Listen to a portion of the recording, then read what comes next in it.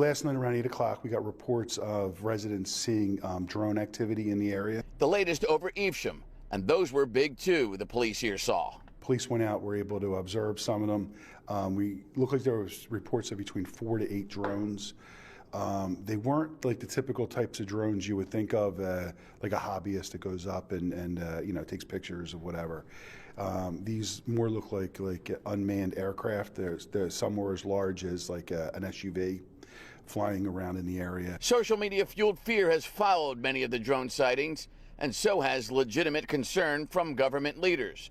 Governor Murphy posted that he convened a meeting on the drone activity with senior officials with Homeland Security, State Police, and the state's congressional delegation, and said there is no threat to the public at this time. We monitored the area just to see, what they were doing, just to make sure there was no threat, seeing if they were looking at critical infrastructure.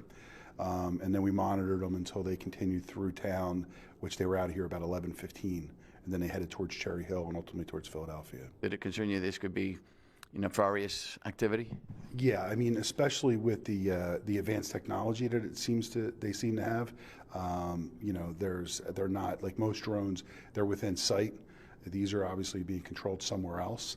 And there's obviously a purpose they're up flying. Could you find out who was controlling them and where they were? We're working on that. So we're working with the state police through the Regional Operations Center and ultimately with the federal authorities, FAA, FBI. I checked like a flight tracker app and there's no planes in the area. If you see these things go by and they're big. If something that, massive came down into a populated area, it would be problematic.